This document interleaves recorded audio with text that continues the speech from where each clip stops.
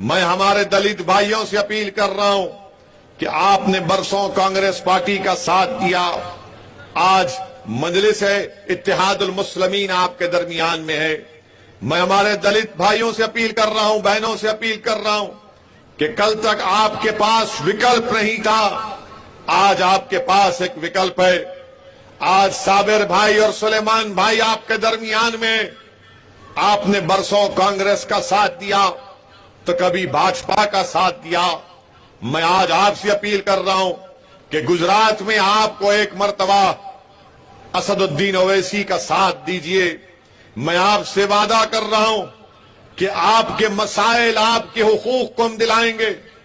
हमेशा जब चुनाव आता है तो कहा जाता है, खास तौर से दलित भाइयों से और मुसलमानों से, कि अपनी गर्दन को अगर बचाना है तो तुमको कांग्रेस को वोट देना है। मैं आपसे कह रहा हूं, मैं गर्दन की या पेट की बात नहीं कर रहा हूं, मैं आपके जिस्म की भी बात नहीं कर रहा हूं। मैं तो आपसे कह रहा हूं कि हमारे नौजवान बच्चों के मुस्तकबिल को अगर अच्छा करना है तो आप मजलिस का साथ दीजिए। जब हम ये मुस्तकबिल के लिए काम करेंगे, हम बरसों से सिर्फ गर्दन बचाने का काम कर रहे हैं। ना गर्दन बचती, ना हाथ बचता, ना हमारा पेट भरा जाता। मेरे अजीज दोस्तों और बुजुर्गों, जमहूरियत है, लोकतंत्र है और हमको और आपको मिलकर एक सियासी ताकत बनना है। मैं हमारे दलित भाइयों से कहना चाह रहा हूं मंगरौल के कि बाबा साहेब अंबेडकर ने संविधान तो बना दिया, मगर बाबा साहिब ने कहा कि संविधान तो मैं बना दिया हूं, मगर अगर तुमको इज्जत की जिंदगी गुजारना है, तुमको तुम्हारा हक हासिल करना है, तुमको अगर तुम्हारे बच्चों के तालीम का, रोजगार का इंतजाम करना है, तुमको अगर इंसाफ चाहिए, तुमको अगर इज्जत चाहिए, तुमको अगर जुल्म का खात्मा करना चाहिए, तो बाबा साहेब भीमराव अम्बेडकर ने कहा कि संविधान तो मैं बना दिया, मगर तुमको तमाम चीजें अगर हासिल करना है तो तुमको सियासी ताकत को हासिल करना पड़ेगा।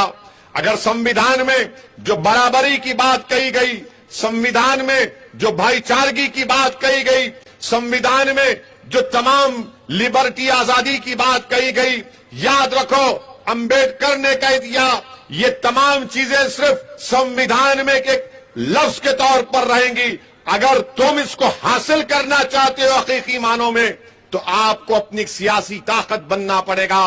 अगर आप ये तमाम चीजों को हासिल करना चाहते हैं तो मेरी आपसे एक दरमंदाना अपील है कि आप मजलिस का साथ दीजिए। साबिर भाई और सुलेमान भाई के हाथ को मजबूत करिए।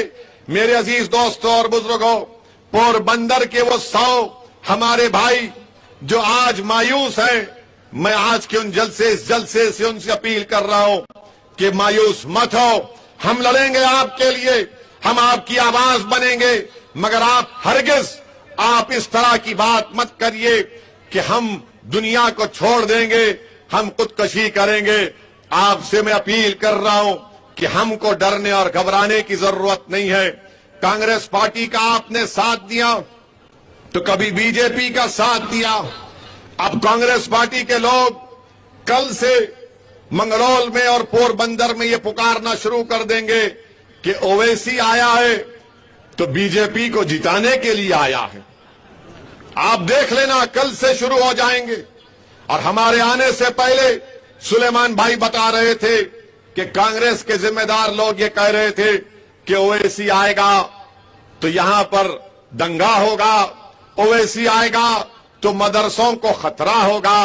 मैं उनसे पूछना चाह रहा हूं, क्या 2002 का दंगा मेरी वजह से हुआ था?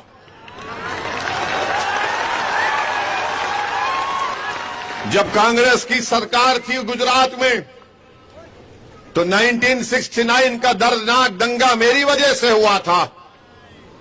1980 का फसाद मेरी वजह से हुआ था। बाबरी मस्जिद की शहादत के बाद जो फसाद हुआ मेरी वजह से हुआ।